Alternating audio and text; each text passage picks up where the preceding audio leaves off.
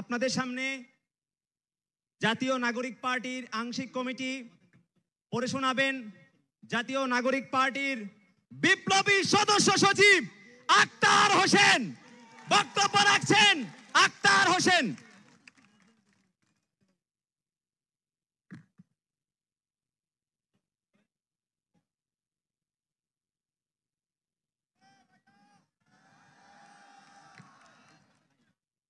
বাংলাদেশের মানুষ আজ এক নতুনের সুযোগ পেয়েছে। এই নতুনের দায়িত্ব যারা বহন করতে ইচ্ছুক, যারা বাংলাদেশকে নতুন কিছু উপহার দিতে চায়,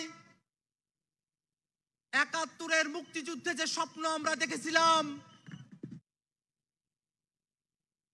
সাম্য, মানবিক মর্যাদা এবং সামাজিক সুবিচারের বাংলাদেশ, সেই স্বপ্নকে যারা বাস্তবে রূপদান করতে চায়, এই বাংলাদেশে একটি স্বনির্ভর পররাষ্ট্রনীতি প্রতিষ্ঠা করতে চায়, এদেশের মানুষের ভাগ্যের উন্নয়ন করতে চায়, জনস্বার্থের পলিসি নির্মাণ করতে চায়, এমন উদ্যমী তরুণদের নেতৃত্বে যে নতুন রাজনৈতিক দল গঠিত হলো, সেই নতুন রাজনৈতিক দল বাংলা জাতীয় নাগরিক পার্টির আংশিক অর্গানোগ্রাম এই মুহূর্তে ঘোষণা করছি। আপনারা ইতিমধ্যে জেনেছেন জাতীয় নাগরিক পার্টির আহ্বায়ক হিসেবে দায়িত্ব পালন করছেন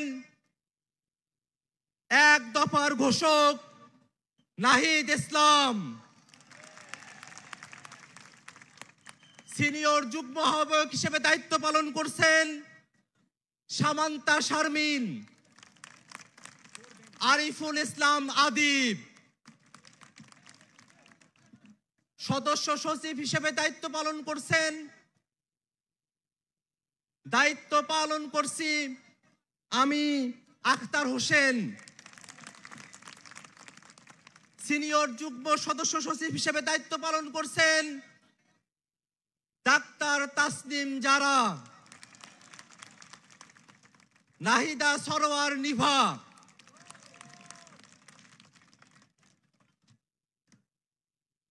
মুখ্য সংগঠক দক্ষিণাঞ্চলের দায়িত্ব পালন করছেন গণ অভ্যুত্থানের অগ্রসেনানী, আমাদের সকলের পরিচিত মুখ হাসনাত আব্দুল্লাহ।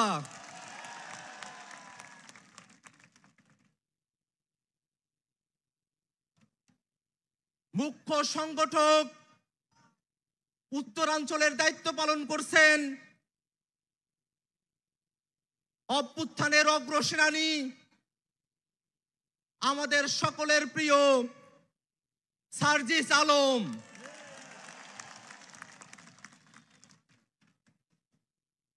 মুখ্য সমন্বয়কের দায়িত্ব পালন করছেন জনাব নাসির উদ্দিন পাটোয়ারি। সিনিয়র যুগ্ম মুখ্য সমন্বয়কের দায়িত্ব পালন করছেন অভ্যুত্থানের বীর সেনানী আব্দুল হান্নান মাসুদ। এই মুহূর্তে জাতীয় নাগরিক পার্টির যুগ্ম আহ্বায়ক, যুগ্ম সদস্য সচিব এবং যুগ্ম মুখ্য সংগঠক হিসেবে যারা দায়িত্ব পালন করছেন তাদের নাম ঘোষণা করছি। যুগ্ম আহ্বায়ক হিসেবে দায়িত্ব পালন করছেন নুসরাত তাবাচ্ছুম,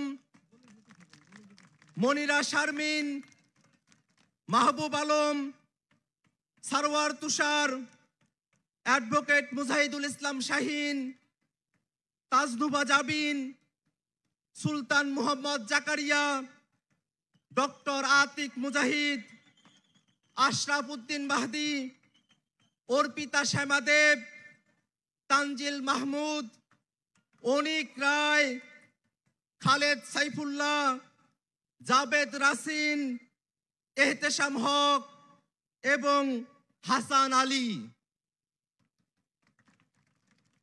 যুগ্ম সদস্য সচিব হিসেবে দায়িত্ব পালন করছেন আব্দুল্লাহ আল আমিন, আরিফ সোহেল, রশিদুল ইসলাম রিফাত, মাহিন সরকার, মোহাম্মদ নিজামুদ্দিন, আকরাম হুসাইন, এস এম সাইফ মুস্তাফিজ, সালেউদ্দিন সিফাত, দপ্তরে সংযুক্ত আলাউদ্দিন মোহাম্মদ, ফরিদ উদ্দিন, মোহাম্মদ ফারহাদ আলম ভুইয়া, মোহাম্মদ মিরাজ মিয়া, লুৎফর রহমান, মোহাম্মদ মইনুল ইসলাম তুহিন, মুশফিকুস সালিহিন, ডক্টর জাহিদুল ইসলাম, জহিরুল ইসলাম মুসা, হুমায়রা নূর, মুশফিকুর রহমান জুহান, মোল্লা মোহাম্মদ ফারুক এহসান, সাগুপ্তা বুশরা মিসমা, আহনাব সাইদ খান, আবু সাইদ মোহাম্মদ সুজাউদ্দিন, মীর আরশাদুল হক, ফয়সাল মাহমুদ শান্ত, তারেক রেজা, মশিউর রহমান, জয়নাল আবিদিন শিশির, মোহাম্মদ মুনতাসির রহমান, গাজী সালাউদ্দিন তানভীর, তামিম আহমেদ এবং তাহসিন রিয়াজ। যুগ্ম মুখ্য সংগঠক দক্ষিণাঞ্চলের দায়িত্ব পালন করছেন মোহাম্মদ আতাউল্লাহ, ডাক্তার মাহমুদা মিতু, মোল্লা রহমতুল্লাহ, এস এম শাহরিয়ার, জোবায়ের আরিফ।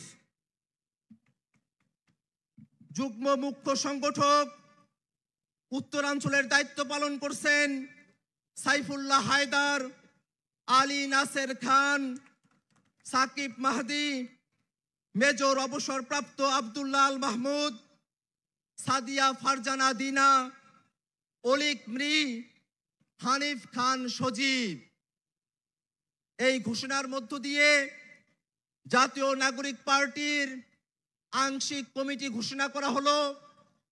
আমরা প্রেস রিলিজের মধ্য দিয়ে আজকের আহ্বায়ক কমিটি আমরা পূর্ণাঙ্গভাবে প্রকাশ করব।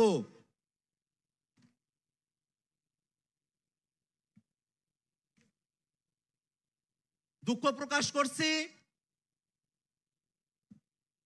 যুগ্ম মুখ্য সমন্বয়কের দায়িত্ব পালন করছেন অ্যাডভোকেট মোহাম্মদ তারিকুল ইসলাম, যুব উইং ডাক্তার আব্দুল আহাদ, দিলশানা পারুল, আবু হানিফ, আব্দুল জাহের, মাজহারুল ইসলাম ফকির, কৃষিবিদ গোলাম মুর্তজা সেলিম, আশিকিন আলম, ডাক্তার জাহিদুল বারী, কৈলাস চন্দ্র রবিদাস, ভীমপল্লী ডেভিড রাজু, শেখ মোহাম্মদ শাহ মঈনুদ্দিন, মারজুক আহমেদ, সাদ্দাম হোসেন। সম্মানিত উপস্থিতি, এই সব ঘোষণার মধ্য দিয়ে জাতীয় নাগরিক পার্টির কেন্দ্রীয় কমিটির আংশিক আমরা ঘোষণা করলাম অল্প সময়ের মধ্যে প্রেস রিলিজের মধ্য দিয়ে আমরা আমাদের আহ্বায়ক পূর্ণাঙ্গ কমিটি ঘোষণা করব। সারা দেশের মানুষের কাছে আহ্বান থাকবে, আজকের তরুণরা যে দায়িত্ব কাঁধে তুলে নিয়েছে, আপনারা সবাই দোয়া করবেন যেন মহান রব্বুল আলামিন, মহান সৃষ্টিকর্তা আমাদের এই তরুণদের স্বপ্নকে বাংলাদেশে বাস্তবায়ন করার তৌফিক দান করেন।